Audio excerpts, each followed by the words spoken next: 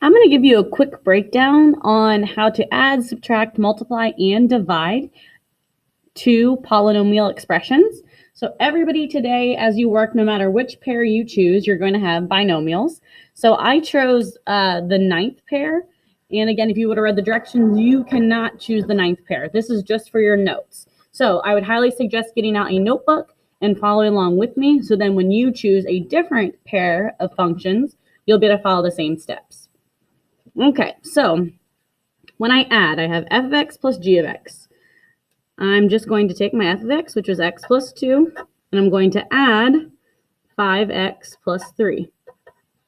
Simply combine like terms. So 1x plus 5x is 6x.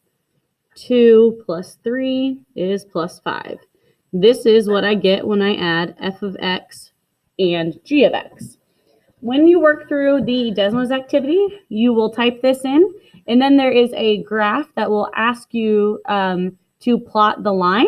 And again, use your y-intercept and your slope to graph those.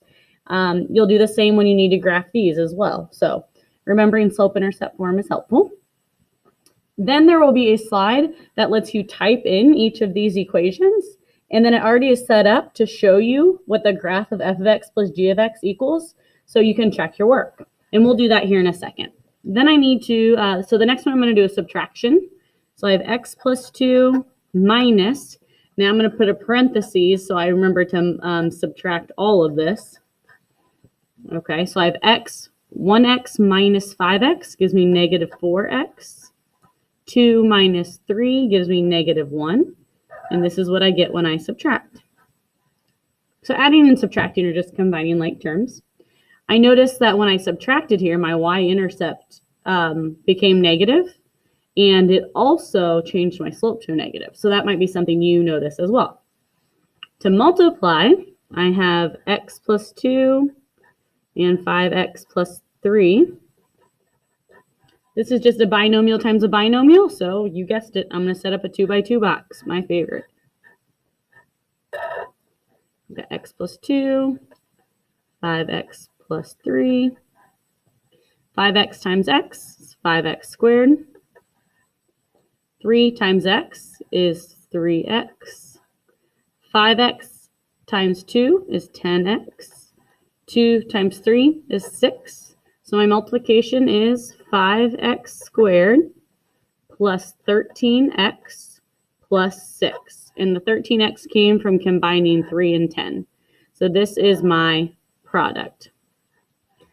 So if you look at this, I want you to notice I have a squared here.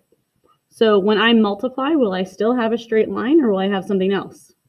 That's a question you'll answer later on.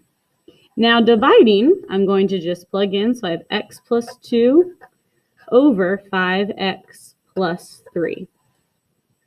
Now the only way you can simplify this any further is if you have the exact same thing on top and bottom. So some people think, okay, I can just cross these x's out here. No, you cannot do that because these guys are stuck together and these guys are stuck together. So if they are not exactly the same, we can't cross them out. So the division is just x plus 2 over 5x plus 3. And this gives us a rational because we have a fraction here. So you'll get to see what a rational looks like on your graph as well. So again, these are the different steps that you will take. And I'm going to show you quickly how the e-tool on Desmos will work as well. Now I really like this e-tool because all you have to do is plug in the equations. So I had x plus 2 for one of mine and it graphs the line. And then I had 5x plus 3. So then my blue line is that 5x plus 3. And then the green line here is how I can see what happens when I combine them. So when I subtract them, I end up getting actually a change in the slope. So the red line is my first f of x. Blue is my g of x. And then green shows me when they are put together. So if I look like at my next one over here, this is the multiplying one. So if I plug in my x plus 2, get my line. If I plug in my 5x plus 3, I get my other line in blue, but then I can also see here in green the composition of when I multiply them.